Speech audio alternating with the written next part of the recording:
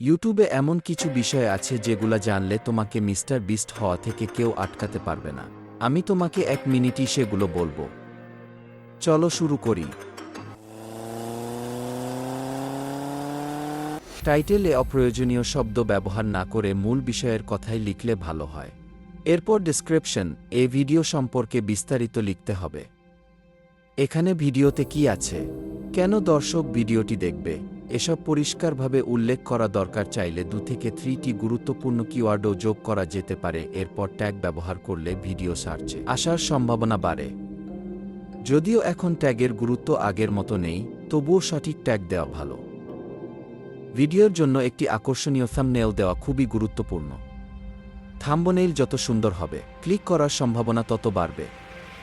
এরপর ভিডিওটি প্রাইভেট বা আনলিস্টেড কোনো মোডে থাকবে তা নির্বাচন করতে হয়। নতুন চ্যানেলের জন্য সাধারণত পাবলিক দেওয়া ভালো। ইউটিউব স্টুডিও ব্যবহার করে ভিডিও আপলোডের পর এর পারফরম্যান্স দেখা যায়। স্টুডিওতে গিয়ে views, watch time, audience retention ইত্যাদি বিশ্লেষণ করা যায়। 1 মিনিটে ভিডিও করার চ্যালেঞ্জ, এর জন্য বেশি কথা বলতে পারলাম না। লং ভিডিও চাইলে কমেন্ট করো।